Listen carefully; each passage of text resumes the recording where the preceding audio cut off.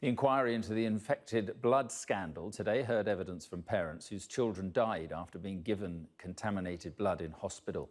The inquiry heard that mothers of the children who died felt guilt about their deaths. I've sort of compartmentalised it and I've just got on with things because I was always frightened that if I thought about it too much, the floodgates would open and I've never shut them. So you try to just carry on.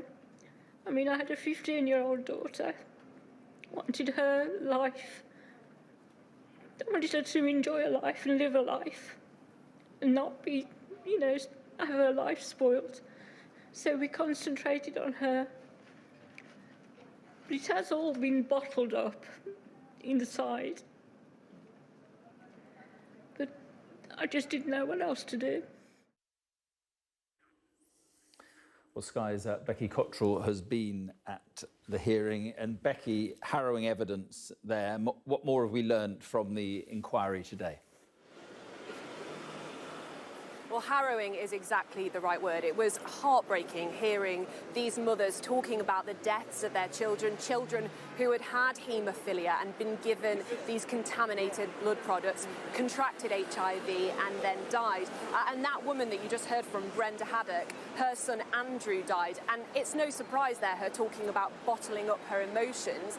She told the inquiry today that after her son's death, she had tried to go and get counselling from her doctor and had been turned away. They told her that enough time had passed and she basically needed to get on with her life.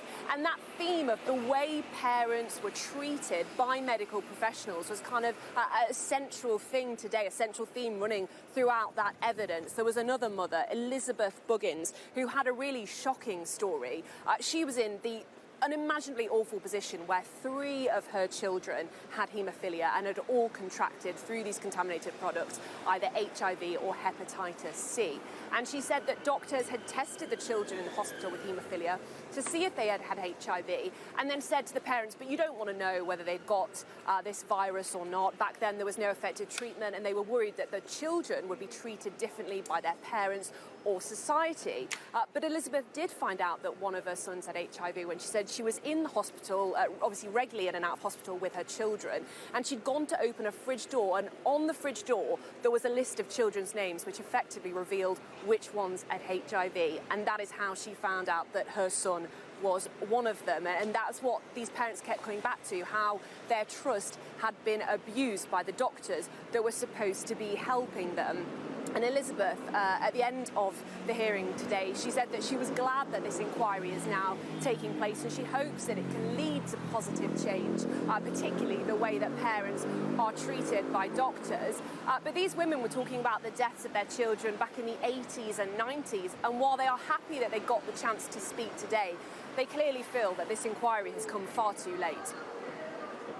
Becky, thank you very much indeed.